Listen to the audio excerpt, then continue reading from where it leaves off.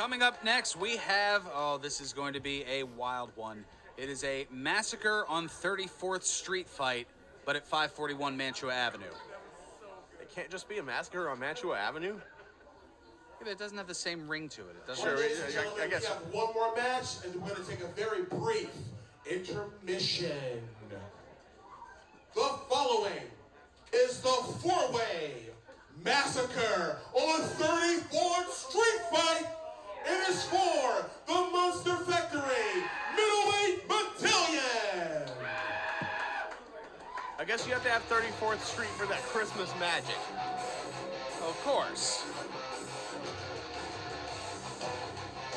But when you have a street fight like this, you gotta wonder. Introducing the challengers first, from Willowbrook, Pennsylvania, weighing 185 pounds, Oliver! Oliver coming out here with a kendo stick. You gotta wonder what kind of hardcore presence we're going to unwrap in something like a street fight.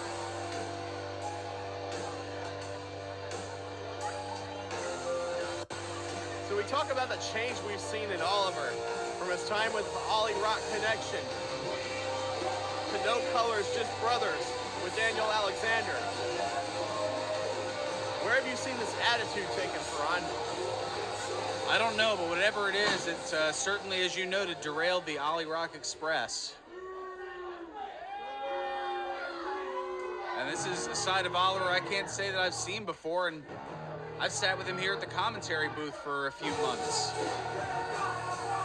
Next, from Williamsburg, Pennsylvania, weighing 175 pounds, from Crucible, Dynamite. The Crucible Tim Dynamite, I guess, found his one fan in the crowd. He must have brought him along from the mean streets of Royersford. I've heard bad things about Royersford. How many of them are true? I don't know. But if there's one thing I do know is that Tim Dynamite is a guy you don't want to mess with. I don't know much about Royersford, but I can confirm it's no Kensington, that's for sure.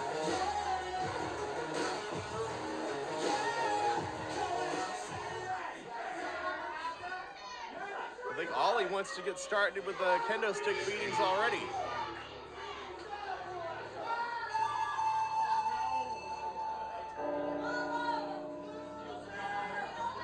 Next, representing Pete's Posse, weighing 185 pounds, Milton Malo.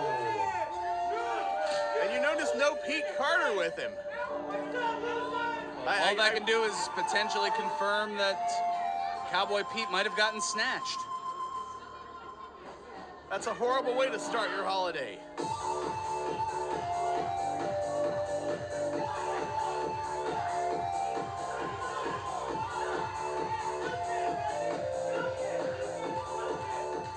Here are the three contenders, I should say, and now we have the middleweight medallion holder coming out next. Great music by Pete's Posse, by the way. I feel like I should be line dancing.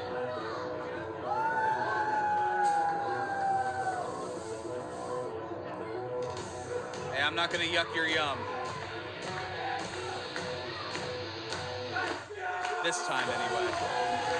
Their opponent, from Woodbury Heights, New Jersey, weighing 155 pounds, he is the current holder of the Monster Factory Middleweight Battalion, Marc Raspa Jr.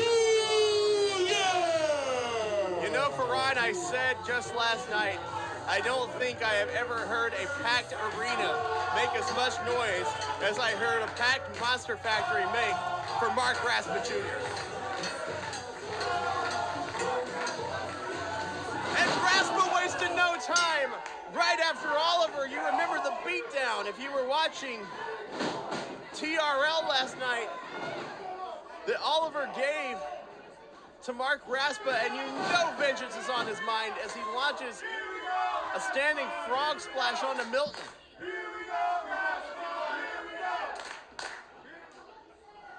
Cowboy hat went flying from the ring.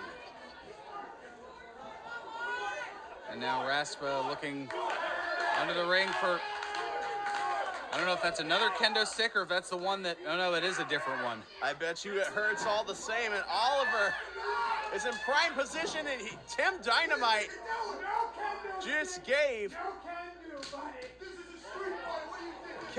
Tim Dynamite just gave Oliver the best Christmas present of all. He just saved him from the beating of a lifetime by Marc Raspa Jr. with that kendo stick. Yeah, perhaps there are different rules in the mean streets of Royersford. Well, all three of these guys are coming down on the middleweight medallion champion, Marc Raspa, and sending him flying from the ring. They don't even want him involved in the decision that's going to determine who walks out of here. Milton Malo thinking, Oliver is not exactly to really team with anybody anymore. Is now a series of schoolboy roll-ups, only garnering 2. Now over here, Malo rolling up Dynamite to about a 1.5. A drop kick now from Dynamite, trying to finish this off quickly, but there's that kendo stick right across the back. That was right to the small of the back, and Tim Dynamite's gonna feel that one in the morning. As is Oliver, as he eats that same kendo stick to the midsection. Marc Raspa folding Tim Dynamite over that kendo stick.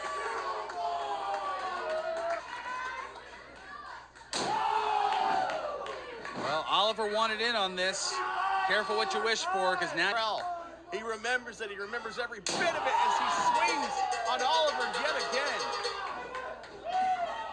And now we have an unwrapped present here. A Christmas present by Milton. Please let it be cold. Please let it be cold. Well, it's wrapped rather handily. It's like one of your wrapping jobs, Ferran.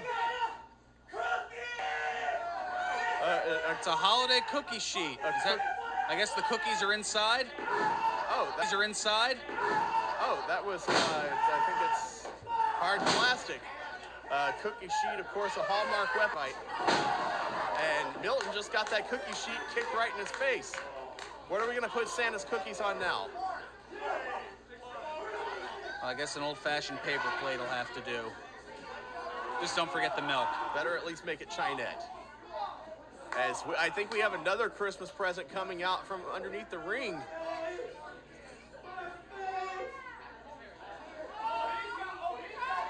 Well, it's under there, Ferran. I don't know. I was waiting for Christmas to open these gifts. Is there a tree in there?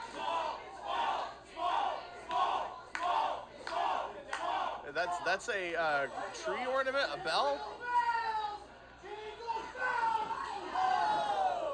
Jingle bells, silver bells, whatever it is, it never hurts so much.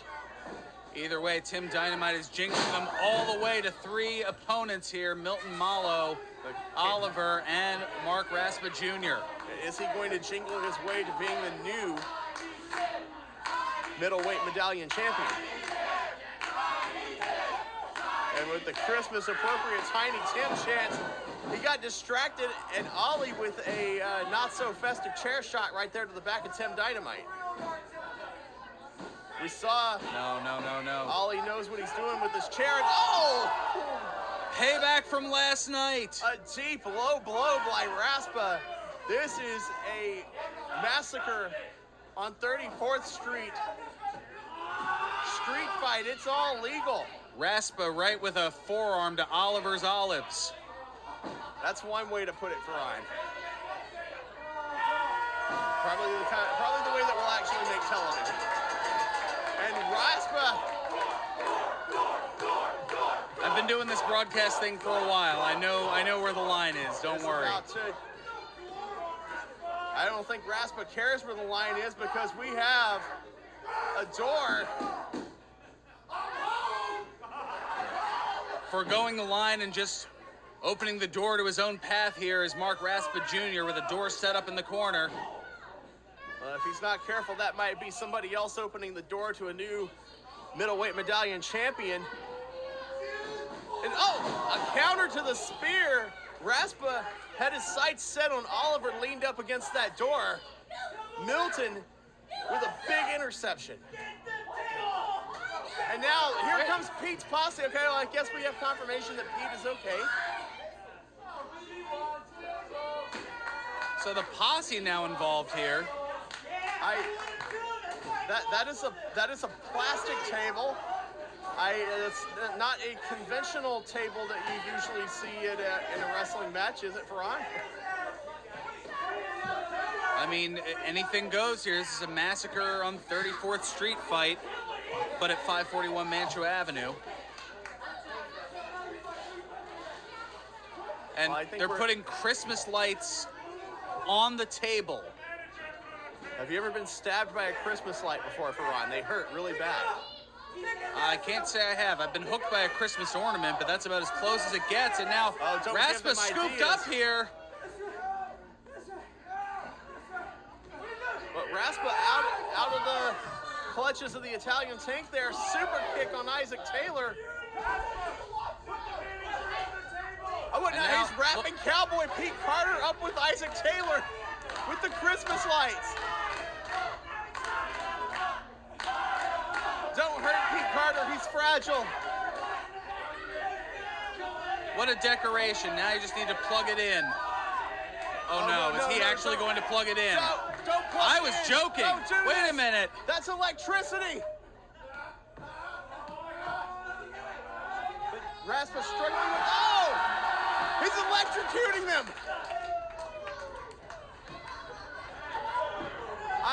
I have no idea what to, I'm at a loss for words for Ron.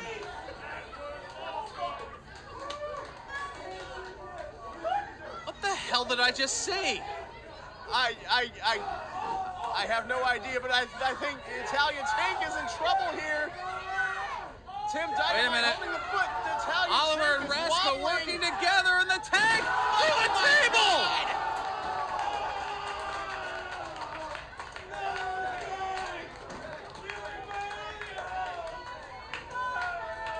The Italian tank through the table. He wasn't even in this match. He wasn't counting that.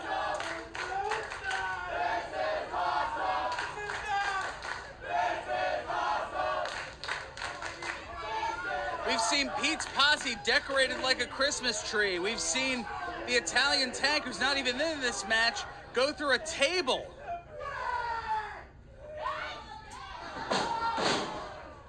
Tim Dynamite aiming for Ollie and Pele kick onto Raspa. caught him anyway. I tell you, anything Wait a minute, must we go. have a stocking, a couple of stockings here. Anything goes here on Mantua Avenue. Is that? I don't. Those look like, are they peppermints? Those are peppermints and spearmints. Must have gotten them out of Granny's candy dish. Not something I would put past Tim Dynamite, but I think that it's not a decision that Marc Raspa Jr. is about to approve of. That's all. Lands on his feet. Tim Dynamite. Michinoku onto the peppermints. Don't you mean a peppermint Chinoku driver? I'll take it, whatever it is. It's not something I ever thought that I would say or see in my wrestling commentary career, but it just happened. And now the crowd chanting for the door. Oliver looking for that ring of fire and hits it. And Marc Raspa falls right in.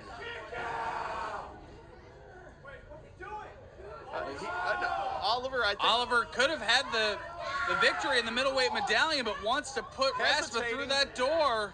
No. Perhaps tying Raspa up to the tree of woe. I think we're No. looking for the razor's edge here. I think this is how he's going to put him through the door. Passing up the peppermint. Raspa gets out and a spear through the door. Spear through the door. Raspa spearing Oliver through the door. More vengeance from getting attacked last night at TRL. The crowd on on fire here at the world-famous Monster Factory.